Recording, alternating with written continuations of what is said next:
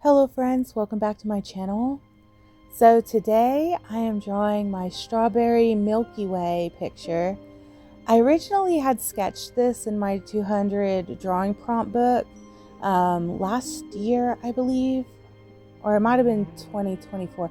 I don't remember exactly when I sketched it. But it was one of the drawings that I had on my list to do for the art fair. And I thought it would be really cute, and I thought, well, maybe this might be something someone might want to buy.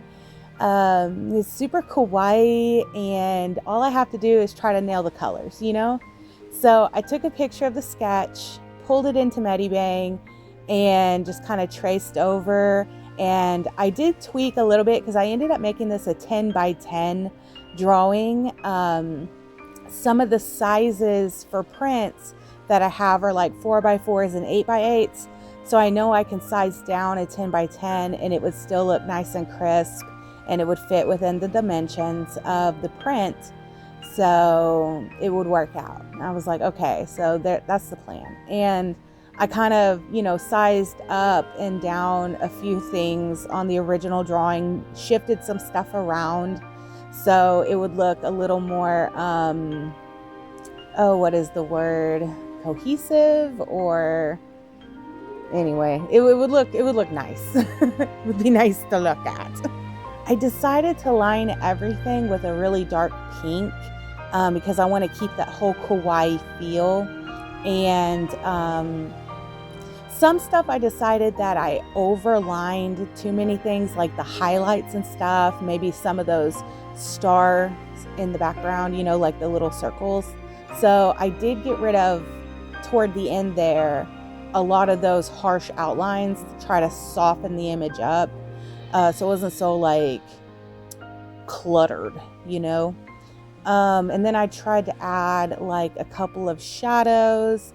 And at first I wanted everything to be pink, like the whole aesthetic was pink, and it was going to be very like monotone, but I was like halfway through it and I thought, like, well, I can still keep it strawberry milk themed and still add some other colors. I just got to be careful with my palette. So I decided to stick with like baby pastels, and I added some like baby blues, and I decided to do some contrasting with some whites and some baby yellows. And I did change the entire background color up to be variations of blue, so like dark blue clouds, mid-tone clouds, and then like a lighter blue at the top, so it felt more spacey instead of just pink, and the original pink that I had was like a gray pink, and it wasn't very cute. Like, it wasn't cute at all, and it was making everything feel very flat, and I wanted contrast. So I think the baby colors definitely help with the contrast, especially with those dark pink outlines. But I'll tell you, this night definitely didn't go like the way I expected it to go, because I was like maybe 15 minutes into drawing and I had this wild harebrained idea, and I was like, I'm going to call my stepsister. And it was really cathartic. So like, I have a blended family, okay? When I was 12 years old, my mom, just one summer, I was spending the summer with my biological father, Kevin, and when she went to pick me up, there was another 12-year-old girl there. And I was like, who the heck is that? And she introduced me to her and said that she was dating her father, and brought us back to the house, and there was like a whole man in the house and his 3 kids, and I was like totally floored. They stayed with us for the whole rest of the summer, then they went back to Minnesota, and then next thing you know, they're moving in with us, and none of us got along. Like, from the age of 12 up through high school, like, we fought like cats and dogs in that house. I still have scars like physical scars. She does too. Like, there was one time we were living in Kentucky and we were like really bad sunburnt. We got in a fight over one of the cats had got stuck in a tree or on a power pole or something, and everybody was freaking out. And I was like, it's just a fucking, like, it's just a cat. Like, why is everyone freaking out? Which turned into a fight, which turned into us physically fighting each other and scratching each other's sunburns till we bled. And Mom and Tim were just like, let them fight it out. Just whatever, you know? And there was a lot of animosity. There was a lot of resentment. There was a lot of just anger. Like, we were all very angry. We had very angry parents. Anytime someone ticked a parent off, we were getting screamed at, or some kids got worse handlings than others, you know, being grabbed by the neck and thrown against the brick wall of a house. Wasn't me, but, you know, others. And I'm trying not to like name names or, you know, give anything away, but it was rough. And as we became adults and started our own families, there was so much drama, negativity, drama. And I was such an angry person, you know. I was always getting in fights my whole life growing up. And I just didn't want to be around anybody. I didn't want to be around my family. I didn't want to go to family gatherings. My mom would always guilt trip me to show up to family gatherings. And I just didn't want anything to do with any of them, you know. And because I knew there was going to be a fight. I knew, like, you can't even go to the bathroom. Like, you can't even leave the room without someone talking crap about you behind your back, you know? And then you walk back into the room and they're all hush hush, you know? It was so awful. I didn't want to be around any of that. And then, like, a few years ago, it was probably like 2019 or something. It was a while back ago. I ended up screaming at my stepsister's kid and just cussing at him and stuff. And I got into a huge fight with her husband. We were just going back and forth at each other. And I mean, it was really nasty. And I really put my foot down. I was like, I don't want anything to do with you people, you know? And so tonight, you know, my mom, she's getting a divorce.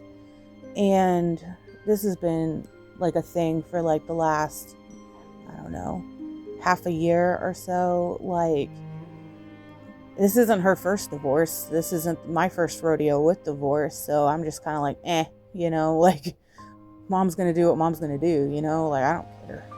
There's a lot of drama around my half sister. No one likes her. I don't like her. She's really manipulative and snaky, you know. I don't trust her as far as I could throw her. She's my younger sister too, you know. She's a big mooch. But anyway, I called my stepsister tonight. She's got a very successful 3D printing business, and she does a lot of booths at conventions, and I wanted to kind of pick her brain, and I was like, hey, I'm sorry I'm calling you so late. And she was like, no, it's okay. And I was like, is it okay if I ask you a few questions? And she was like, sure. So, and now mind you, this is the first time since, like I said, 2019 that we've even spoken to each other, you know, like I haven't said more than 2 words to this chick. And so we got to talking about the art booth and art prices and what I should sell my stuff at, you know. She gave me a lot of words of encouragement. And then just as the conversation progressed, we started talking about the past a lot. And there was like a lot of, like, you can tell how much the two of us have grown over the years, you know.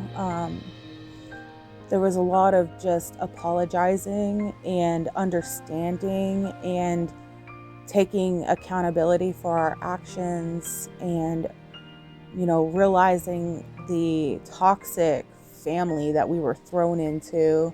And of course we were going to lash out, especially at each other. And it was just really cathartic. It was really nice. Like, we had a really good 3-hour-long conversation.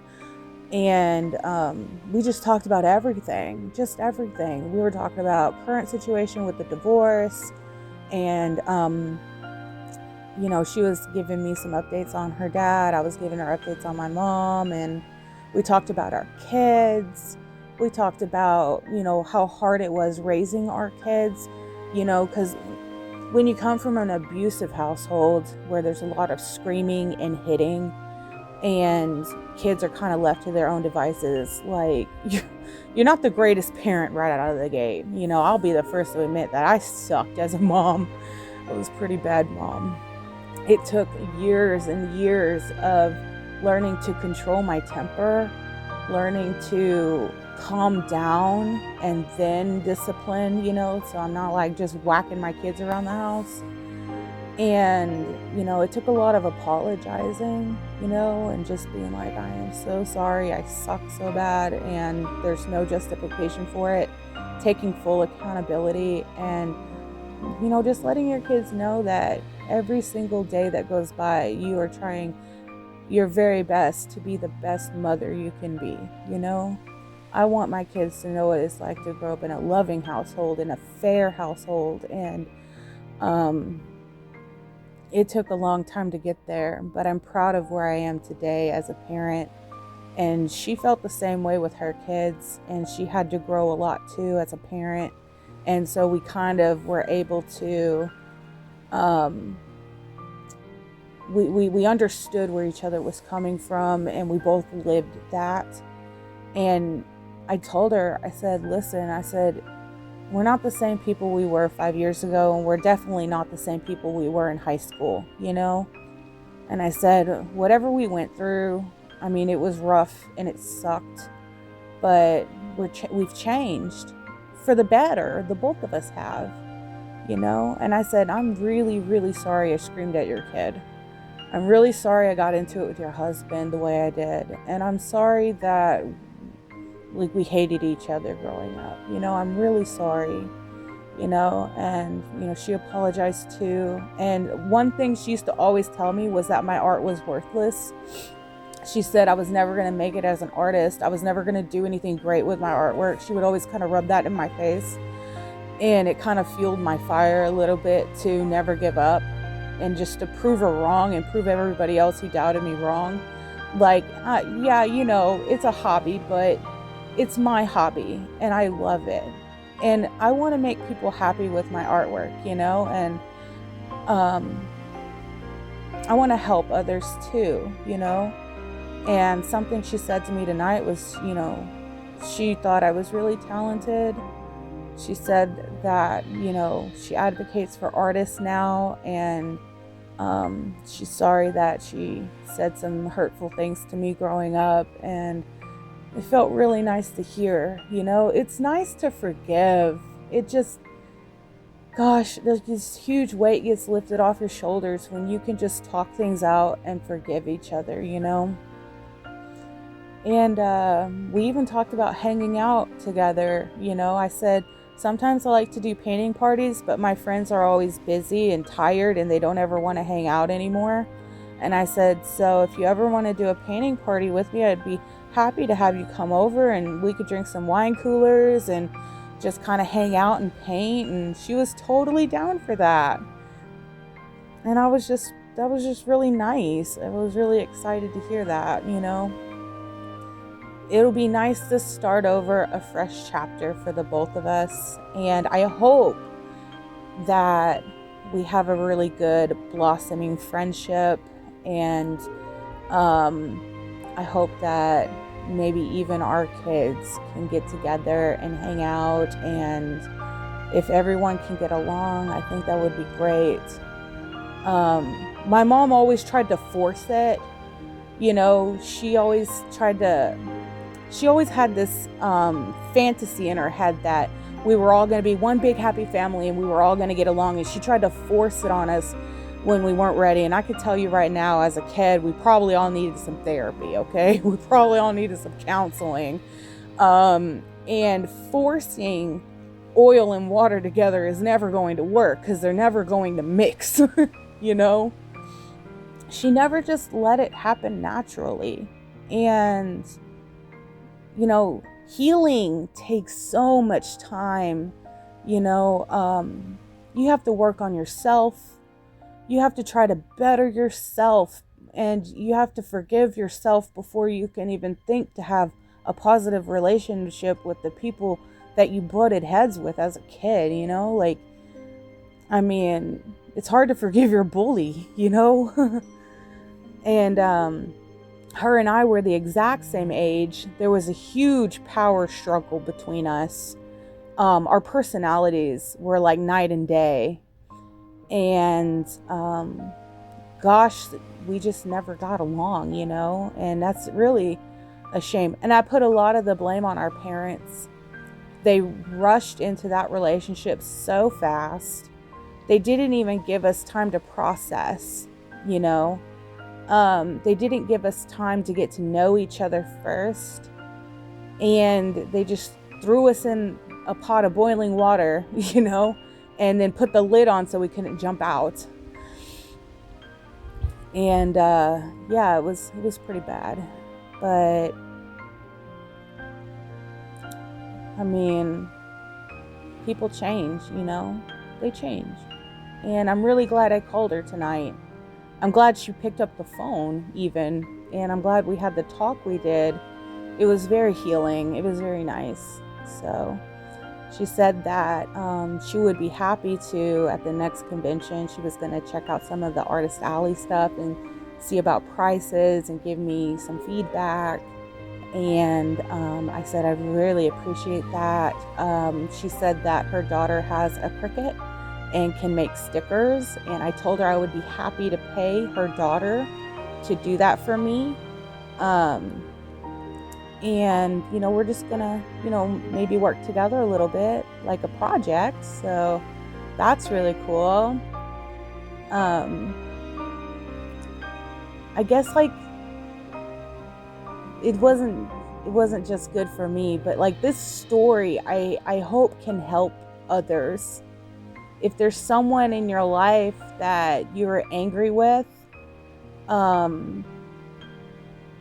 sometimes it depends on the person and it depends on what they've done to you.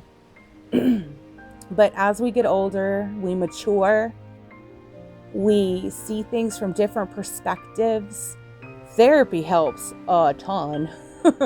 Therapy helped me immensely. I will always be grateful for therapy and my therapist, who is just the best woman I've ever met in my life. You have to put in so much work and energy to heal. It doesn't happen overnight. Sometimes it takes years and years. And eventually you'll find yourself in a spot where you're ready to forgive and move on. You're ready to make amends and have healthy relationships, you know? And it has to happen naturally. You can't force it. If that time has come, then that time has come. If it's got to be a two-way street, you know, you can't just do it on your own.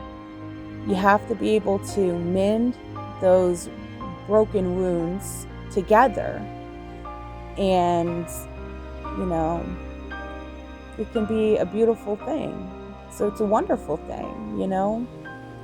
We're not perfect. None of us are perfect. We all make mistakes. Sometimes we suck. Sometimes we suck so bad. I know I have for a lot of my life sucked so bad, y'all. Golly. I have so many horrible stories I could share. But you can't dwell on the past. All you can do is try to be the best person you can be today and move forward, you know. Be a better person tomorrow. Be someone you can be proud of. Everyone deserves a second chance, you know. especially if you're showing with your actions and not just your words. You see action, positive change. Oh, this person's really trying, you know? And then it just makes things so much easier when you can see someone's trying. I can tell she's not the same person today as she was. I mean, this is the longest I've ever had a conversation with her in my life.